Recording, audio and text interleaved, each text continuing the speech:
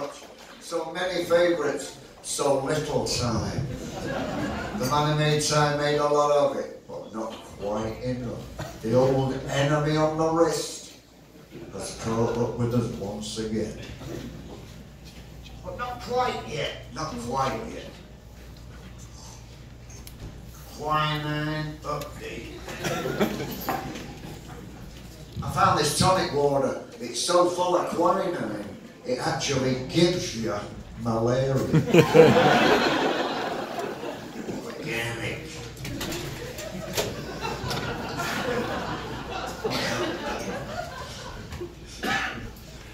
Listen, my marital career has been long and largely pointless. Until now. Thanks for asking. I'm very happily married now. I wear the band. But it wasn't always the case. Somebody once said that a wedding is a funeral where you can smell your own flowers.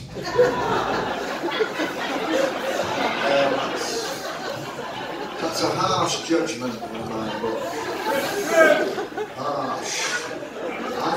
I prefer to see it as a sexual relationship that is recognised by the police.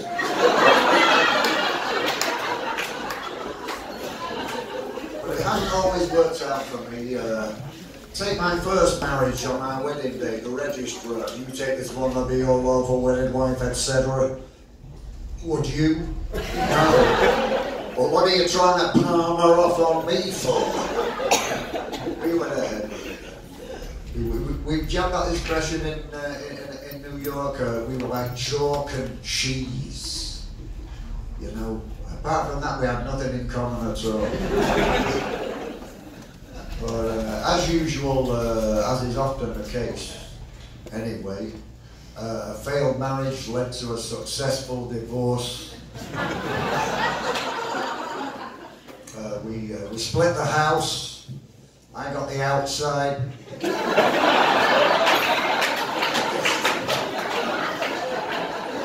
That's when I made this pledge to myself. In fact, the day she went away, I made myself a promise, and that promise was, I'm not going to get married again. I'm going to find a chick I don't like and give her everything I got. Time, however, time has a corrosive effect on the male resolve in matters of the heart. And I elected to get married again, much to the chagrin of my more occult-minded friends who advised me against it in the strongest possible terminology. Janet, don't go ahead with this. We've looked at your birth charts. It's never going to work out.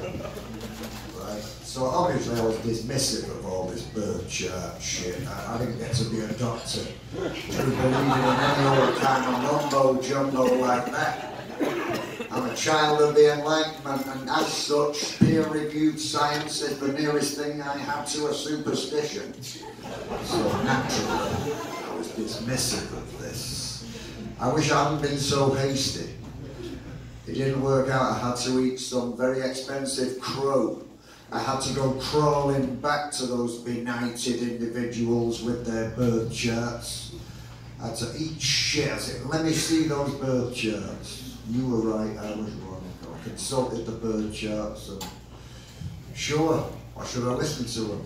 I looked at those bird charts. Apparently I'm an Aquarius and she's an arsehole. There was no way it was ever going to work out astrologically.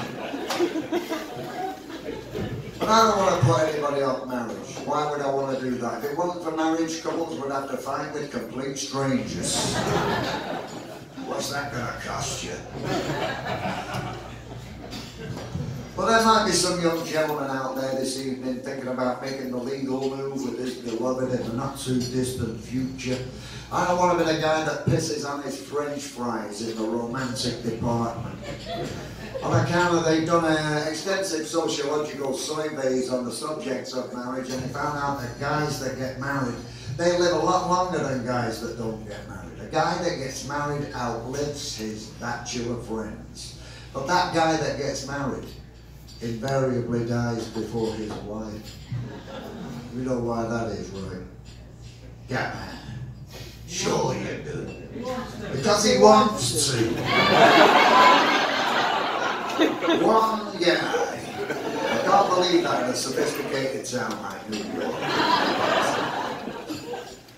But anyway, I say go ahead with it. So that mythical young gentleman out there thinking about making the big step, I say go for it. It's a good move. But never, here's a bit of advice. Never get on that woman's nerves. Women will put up with a lot. But never get on her nerves. Don't even do it the first time. It might come up 25 years later in a conversation where you might not think it's appropriate. But if you really piss them off, then you get the silent treatment. So it's worth putting in that little bit of extra effort. Anyway, I couldn't be happier, ladies and gentlemen. She was married as a token of love and devotion. That's why I sing, because she wears my ring. Here's a poem to prove it. This one's called I've Fallen in Love with My Wife. The doorbell used to say ding dong, but now ain't voiced out into song. If I'm forlorn, it ain't for long. Could I be wrong, or have I fallen in love with my wife? Fare thee well, my fairy fair, we cared so slightly anyway. Call me crazy with a capital K. I've fallen in love with my wife. I've fallen in love with my wife. She populates my days with marital breakdown running rife. I have to keep her in my gaze. You love somebody, set them free. That don't make no sense to me. I'm keeping her on a lock and key.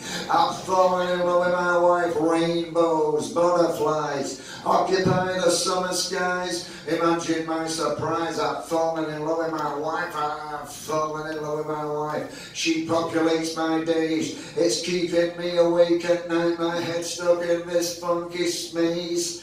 Every time I talk, I mumble. Every time I walk, I stumble. I'm dancing like a drunken uncle. I've fallen in love with my wife. I've fallen in love with my wife. She populates my days. She's not that far from a carving knife. I have to keep her in my gaze. I don't swear, but what the hey, I'm alright and she's okay. Get out of our fucking way. I've fallen in love with my wife. I'm her fella, she's my mate. She steals the French fries off my plate. No wonder I'm losing weight. I'm fallen in love with my wife. I steal a kiss, she takes the piss. We lived a life of ignorant bliss, all that and now this. I've fallen in love with my wife.